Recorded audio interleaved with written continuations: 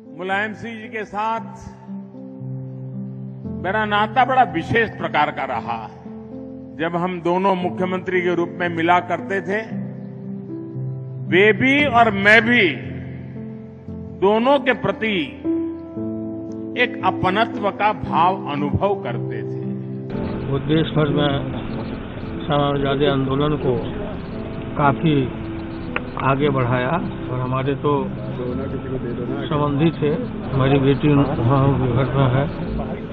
हमको ये घटना याद है कि जब हम लोग गए तिलक चढ़ाने तो नेताजी बिहार भर के जितने लोग गए थे सबके लिए अलग अलग इंतजाम करना, अतिथि सत्कार उनके मन में पूरा भरा हुआ था। कभी कभी वो संसद में ऐसी बात भी बोल देते थे कि जिसके दो अर्थ निकलते थे। पिछली संसद की समाप्ति पे उन्होंने हमारी पार्टी को ही आशीर्वाद दे दिया था कि आइए आप जब सब लोग जीत के आइए। श्री मुलायम सिंह यादव जी एक जुझारू और संघर्षशील नेता थे। समाजवादी विचारधारा से जुड़े एक महत्वपूर्ण स्तंभ थे। संघर्षों से तपे बढ़े और प्रदेश की राजनीति के 5 दशक तक केंद्र बिंदु बने रहे। एक कदावर लीडर जिसकी जबरदस्त आज भारत को जरूरत है। ये लीडर जो लोगों से जुड़ा हुआ था, जमीन से जुड़ा हुआ था। सारी जिंदगी इन्होंने लोगों की खुशी के लिए, गरीब को उठाने के लिए, उसकी बीमारी, उसकी बदहाली, उसकी बेकारी को दूर करने के लिए जिंदगी दी इन्होंने। वो हमारे बीच नहीं है, लेकिन उनका संघर्ष, उनका विचार हमेशा रहेगा। और समाजवादी पार्टी राष्ट्रीय अध्यक्ष श्री अखिलेश यादव जी के नेतृत्व में उनके इन विचारों के लिए संघर्ष करेगी। उनकी मशाल को बुझने नहीं दिया जाएगा।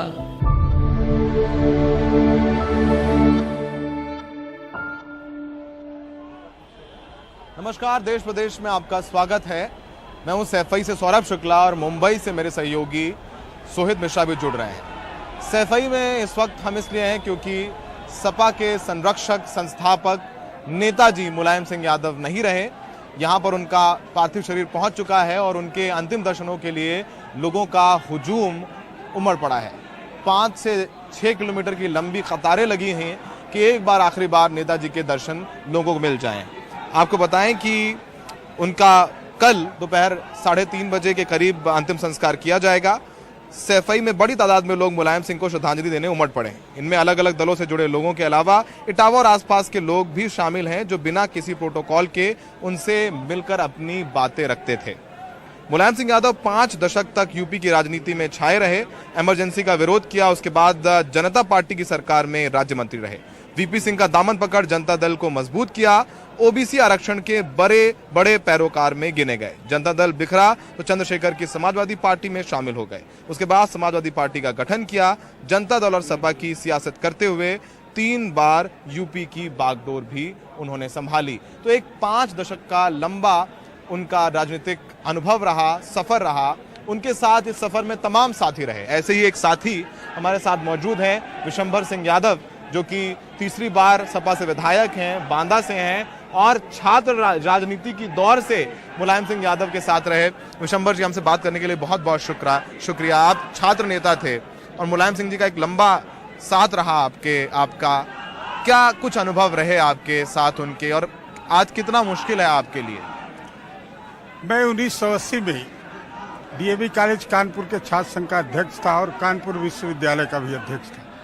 नेताजी ने उस समय मुझे बुला करके अपने साथ लिया, लोक दल की सदस्यता दिलाई। तब नेताजी लोक दल में थे।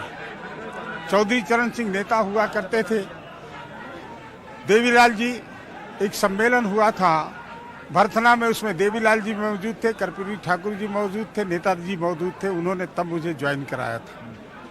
तब से लेकर के आज तक 42 साल में उनके साथ रहा। आज हमारे नेता नहीं रहे और नेताजी शब्द जनता के द्वारा दिया गया सब था। चूंकि वो हमेशा लोगों की दुख और तकलीफ को सुनते थे और उनकी मदद करने का काम करते थे। उत्तर प्रदेश में 3 बार मुख्यमंत्री रहे। जब पहली बार मुख्यमंत्री हुए तो उन्होंने चुंगी समाप्त की। किसानों को जिस तरह से या गांव के जाने वाले लोगों को जिस तरह से बेइज्जत किया जाता था चुंगी के नाम पे, चुंगी समाप्त की और बहुत से काम, छात्र संघों की बहाली, विद्यार्थियों के लिए तमाम काम किए। जब दूसरी बार मुख्यमंत्री हुए तो उन्होंने एक ऐसी योजना किसानों के लिए कि किसान मर जाता था उसका कोई पुरसाहाल नहीं होता था, किसान बीमा योजना लागू की।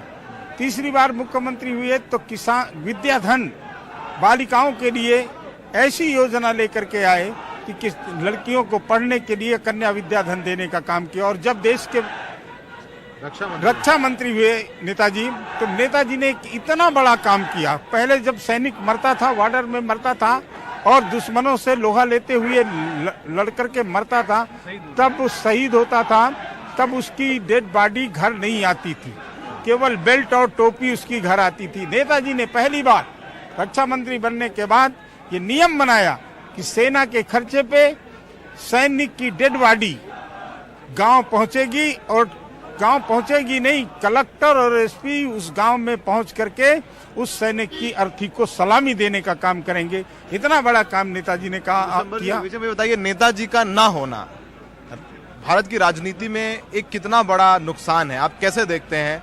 आप उनके विधायक रहे, उनका पूरा आपने बताया कि 42 साल का साथ रहा आपका, क्या देखते हैं कितनी बड़ी क्षति है राजनीति की, भारतीय राजनीति की? नेताजी के न रहने से आज वो लोग जो लोग नेताजी की तरफ आशा भरी नजरों से देखते थे, चाहे विद्यार्थी हो, चाहे नौजवान हो, चाहे किसान हो, चाहे मजदूर हो, चाहे अल्पसंख्यक हो, चाहे सामान्य वर्ग के गरीब तबके के लोग हों, और सामान्य वर्ग के लिए भी बहुत बड़ा काम किया नेताजी ने। संस्कृत विद्यालयों को एडेड करने का काम और संस्कृत विद्यालयों के शिक्षकों को तनख्वाह देने का काम किया सरकार की तरफ से। आज नेताजी नहीं है, सब लोग असहाय महसूस कर रहे हैं। और नेताजी डॉक्टर राम मनोहर लोहिया की विचारधारा, समाजवादी विचारधारा को आगे बढ़ाने का काम किया।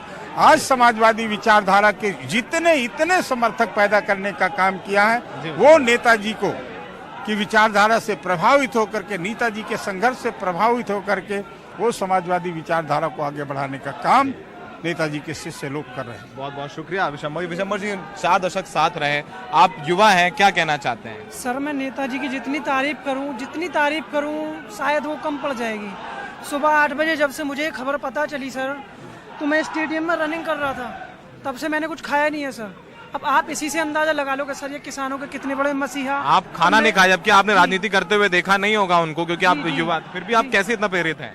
सर मैंने आपको बोल दिया कि सर जो दूसरी बार उनको जो नेताजी का दर्जा मिला है, उनसे पहले थे नेहरू और उसके बाद इन्हीं को मौका मिला है। उस बात को उसमें आप सर खुद बोल सकते हो। अगर यहाँ से लोगों की बात करी जाए तो मैं भी एक युवा पीढ़ी का बच्चा हूँ। नेताजी यहाँ के लोगों के लिए सिर्फ राजनीतिक नेता नहीं रहे, वो युग पुरुष रहे और यहाँ के लोगों की भावनाएं उनसे जुड़ी हैं। नेताजी की जो आप ये भीड़ देख रहे हैं वो राजनीतिक भीड़ नहीं है, उनका जो व्यक्तित्व से व्यवहार था लोगों के प्रति, आदर करना या अनादर करना। नेताजी ने किसी भी अगर आए यहाँ पे कभी कभार और बच्चे भाग दिए तो नेताजी ने कभी ऐसा नहीं किया कि आप यहाँ से चले जाइए, उनसे मिले। नेताजी यहाँ के लिए एक तरीके से धरोहर हैं। यहाँ पे सैफई का ये भाग्य है कि इस धरती पे नेताजी को जन्म मिला और हम सब लोगों का सौभाग्य है। आपने देखा राजनीति नेताजी को कभी देख पाए? मैंने देखा नहीं, मैं बहुत छोटा था तो यहाँ पे एक स्पेलर लगाया सामने, तो वहाँ पे मैं सरसों अपनी पिराने के लिए आया था। उस टाइम नेताजी यहाँ पे नहाने के लिए आए थे। उस टाइम मैं शायद 6 या 7 साल का रहा हूँगा, तब मिला था लास्ट बार। तब से मैंने उनकी राजनीतिक करियर नहीं देखा है, लेकिन सुना है उनको। इतना प्रभावित है कि यहाँ पे तब से हैं, सैफई का रहने जी, मैं सैफई का नहीं रहने वाला हूँ, मैं करहल का रहने वाला हूँ। यहाँ पे सुबह से करहल में ही वो उनका जो स्कूल में पढ़ाते थे वो करहल के कॉलेज में भी पढ़ा हुआ हूँ। ठीक है, हाँ, वहीं से। ठीक है, तो हमने बताया किस तरीके से यहाँ पर हमने बात की विशंबर सिंह यादव से, जो 42 साल साथ में रहे नेताजी की राजनीति की। युवाओं से बात की जिन्होंने उनको देखा नहीं, लेकिन इतना प्रभावित हो गए कि सुबह से खाना नहीं खाया और यहाँ पर इंतजाम तैयारियों में अपना सहयोग दे रहे हैं। तो यही मोहब्बत है मुलायम सिंह यादव की कि 5 से 6 किलोमीटर की लंबी कतारें हैं उनके अंतिम दर्शनों के लिए। नीतीश कुमार जो बिहार के मुख्यमंत्री हैं वो कल पहुंच रहे हैं, योगी आदित्यनाथ खुद यहां पर पहुंचे, तेजस्वी यादव, भूपेश सिंह बघेल, जितने बड़े नेता हैं भारतीय सियासत के वो यहां पर पहुंच रहे हैं, क्योंकि नेताजी सिर्फ समाजवादी पार्टी के नेता नहीं, देश के नेता थे और ऐसा नेता अब दोबारा हो पाना भारतीय राजनीति में बहुत मुश्किल है। वक्त है देश प्रदेश में एक ब्रेक का, ब्रेक के बाद दूसरी खबर।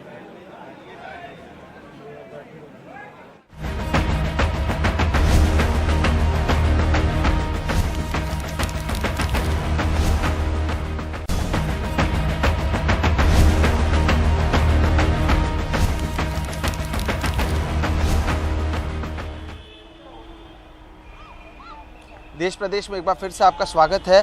अब बात करते हैं महाराष्ट्र और महाराष्ट्र की राजनीति। दरअसल रविवार के दिन चुनाव आयोग ने ये फैसला किया कि जो शिवसेना के अंदर दोनों गुट हैं उनके जो सिंबल हैं या फिर शिवसेना का जो नाम है उस पर उन्होंने रोक लगा दी। और इसके बाद रविवार के दिन उद्धव ठाकरे की ओर से 3 सिंबल यानी 3 चुनाव चिन्ह और 3 नए नाम दिए गए हैं चुनाव आयोग को। और इस सब के बीच उद्धव ठाकरे ने दिल्ली हाईकोर्ट का दरवाज़ा भी खटखटाया है। वो दिल्ली हाईकोर्ट पहुँचे हैं। उन्होंने चुनाव आयोग की ओर से जिस तरह से शिवसेना का जो चुनावी चिन्ह है धनुष्य बाण और जो शिवसेना का नाम है, शिवसेना जो पॉलिटिकल पार्टी नाम है, उस पर जो रोक लगाई गई है, उसे जो फ्रीज किया गया है, इस फैसले पर स्टे लगाने की मांग उनकी ओर से की गई है। सोमवार दोपहर 2 बजे तक जो दोनों गुट हैं, उद्धव ठाकरे गुट और एकनाथ शिंदे गुट, उन दोनों को अपनी ओर से 3 चुनाव चिन्ह और 3 नए नाम चुनाव आयोग तक पहुंचाने थे। सबसे पहले बात करते हैं उद्धव ठाकरे की। उद्धव ठाकरे की ओर से जो 3 चुनाव चिन्ह दिए गए हैं वो है त्रिशूल, उगता हुआ सूरज और मशाल। और जो 3 नाम उद्धव ठाकरे ने दिए हैं अपने पार्टी के लिए वो है शिवसेना बाला साहेब ठाकरे, शिवसेना बाला साहेब प्रबोधनकार ठाकरे और शिवसेना उद्धव बाला साहेब ठाकरे। लेकिन जो एकनाथ शिंदे की ओर से भी नाम दिए गए हैं उसमें भी जो बाला साहेब ठाकरे के नाम का जिक्र है। और 2 ऐसे चुनाव चिन्ह हैं जो एकनाथ शिंदे और उद्धव ठाकरे दोनों गुटों ने दिए हुए हैं।